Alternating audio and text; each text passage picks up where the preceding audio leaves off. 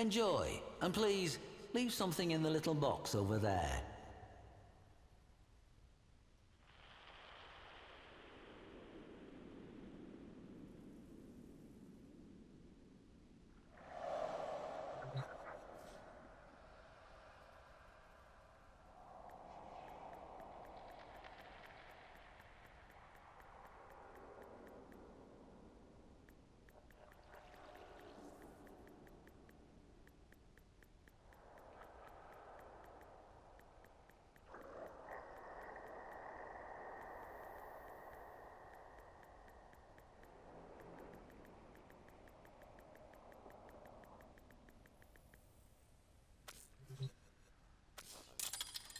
Very generous. Thank you.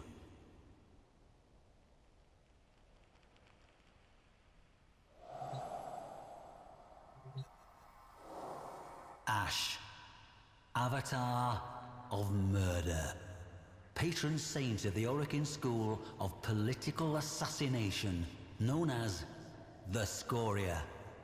Each assassin bore a mark, a swirling, smoky black jewel between their eyes. You are forever the Scoria.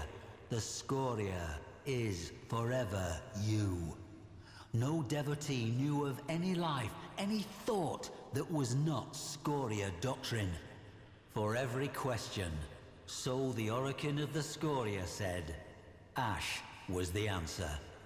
Two notable students of the Scoria's anthracite halls were also two brothers, Dom and Pilio. Dom was nimble, cunning, and a quick study with the blade. His brother, Pilio, however, was not so gifted. While he idolized Ash, worshipped him, Pilio lacked Dom's grace and clarity, and Ash's ruthlessness. However, it was Dom who'd been captured by the very target he was tasked to kill. A sin unforgivable to the Scoria. So it fell to Pilio, the lesser, to uphold the Scoria by taking Dom's life. By this, the Seven would have assurance that Dom's flaw was not a familial trait. You see, as you might expect of an Orokin school of murder, the Scoria were ruthless when it came to academic excellence. With Dom dead at Pilio's feet, two essential killings would have taken place. That of a failure, and that of any shred of pity within Pilio. Ash would oversee Pilio's mission. Pilio's soul was to die that day, as the life drained from his brother's eyes. Or, if he could not do so, beneath the blades of his lifelong idol, Ash.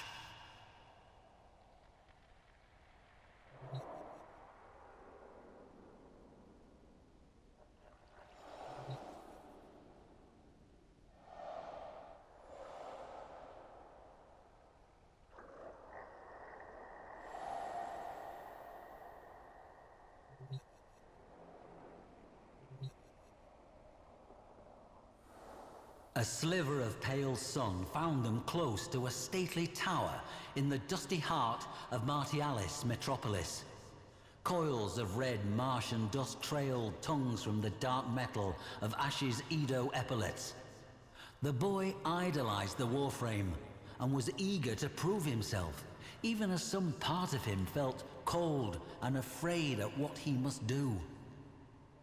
Doubt is betrayal, taught the Scoria.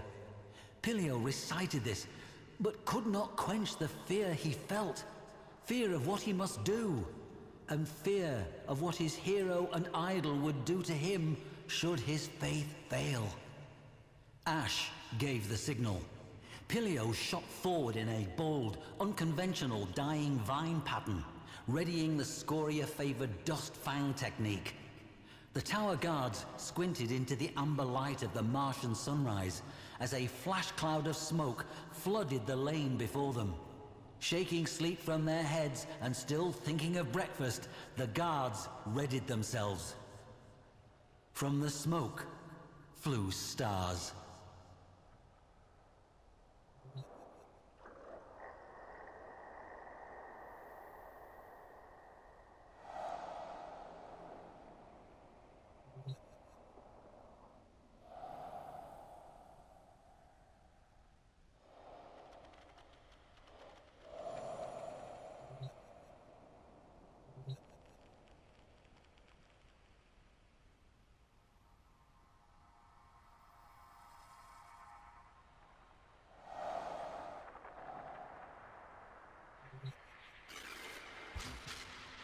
Staring into the lifeless eyes of the guardsman at his feet, bile rose in Pilio's throat.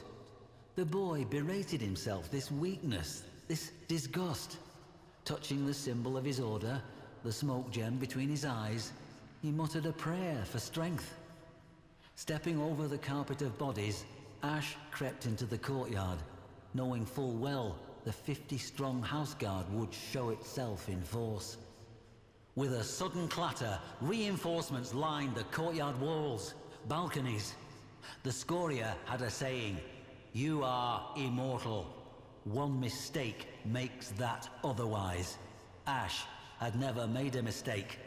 Here were 50. With one swift movement, the Warframe swatted the boy into cover, unslung his Corster bow, and sprang into a flawless grey chrysanthemum combat solution.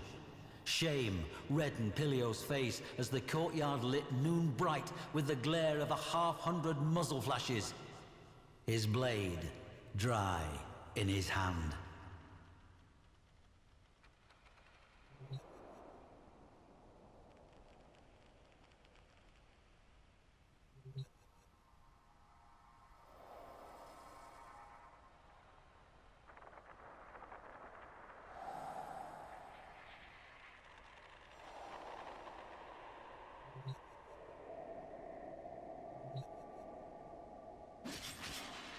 Ash methodically met and disassembled each and every guard, mezzanine to mezzanine, a masterclass in the correct choices of stance, kata, technique and attitude.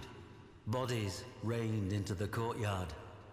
Wincing, the boy looked away. Within minutes, 50 corpses lay at their feet. When Pilio felt Ash's shadow fall across him, he forced himself to look, trembling. Ash's inscrutable gaze pinned him. Chest tight, breath terrified and quick, Pilio forced himself to stand and face his assessor. He could not look at the bodies. Truthfully, he expected to die where he stood. If the Warframe approved or disapproved, he gave no sign. Rather, Ash opened an arm, showing the way toward Pilio's final trial.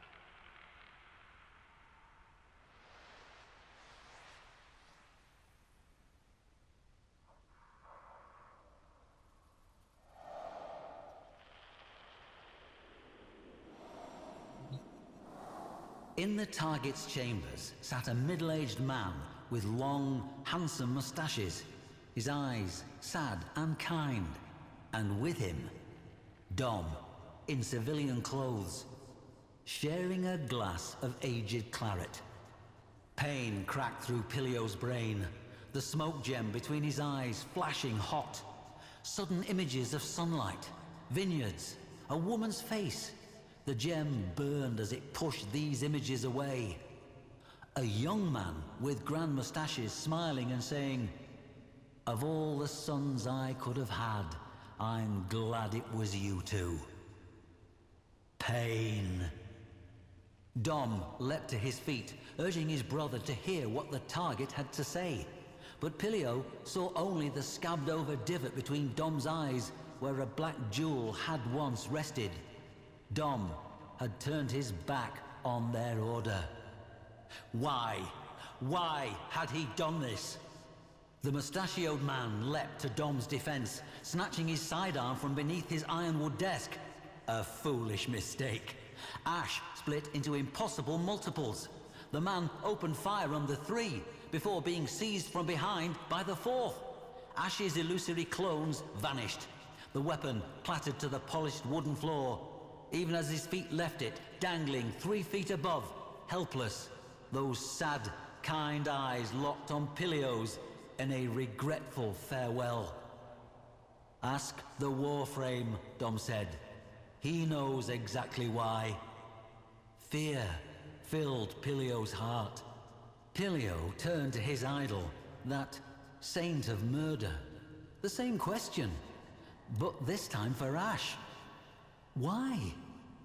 That moment of breathtaking impudence stretched for an eternity. Ash released his grip. His prisoner flopped to the floor, gasping. With one great hand, Ash reached toward Pilios' face and sank a vicious talon beneath that midnight jewel.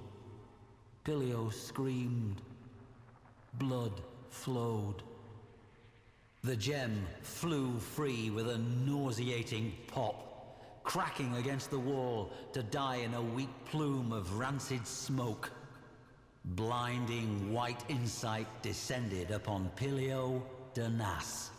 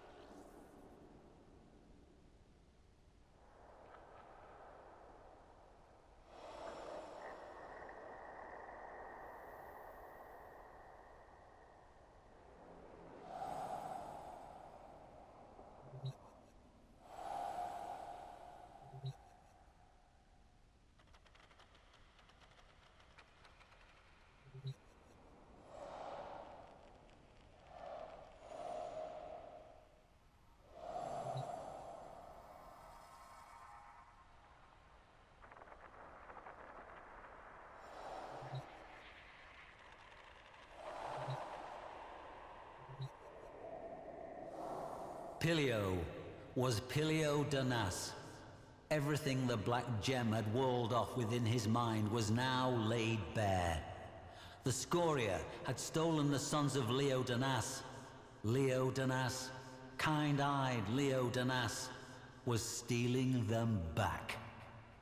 Of all the sons I could have had, I'm glad it was you two. Father and son beheld each other truly for the first time in almost 20 years. Pilio had long aspired to wearing the Edo armor, the highest honor, to signify his faith. But now he saw only the bare ribs of Ash's Cremata Sayandana, signifier of death, and knew with certainty that was the sole credo of the faith he had followed. Had. The boy, who until that moment had thought himself a lifelong killer, was now torn between the nocturnal life he thought he knew and the sunlit life he'd been stolen from. Torn between doctrine and family. And, blade in hand, torn between saving himself by killing his brother or dying alongside him at the hand of his idol. Ash waited, patient as the death he signified, in a room, in a moment that felt suspended in eternity, waiting for Pilio's decision. The blade fell from Pilio's hand. Dom reached out and gently took that hand. Ash did not move. Leo de Nas swept his boys up and out of that room, and, as a family, they fled the tower, the city, and Mars forever. Ash did not move.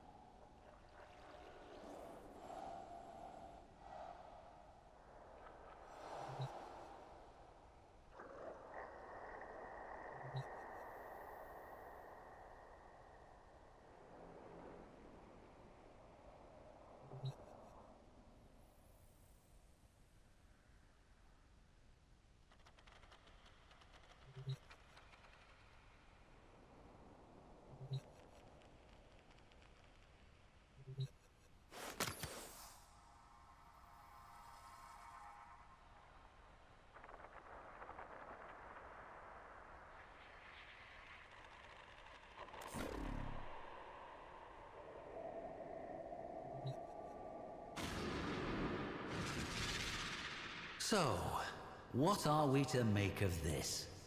Why did Ash, focal figure of the Scoria, go against doctrine and permit two boys who were both failures and traitors to fly free? What was it this killer saw in two near orphans that, shall we say, softened his heart? We do not know. Neither did Pilio, whose memoirs bring us this story. But we do know this. In the final days of Orokin rule, as towers fell and death came for the white and gold gods, the Scoria were not spared. No, rather their senior ranks, the mentors and chief assassins, were exterminated to a figure in a pogrom of ruthless and breathtaking efficiency. A near total destruction led, in the main, by Ash. Curious, no?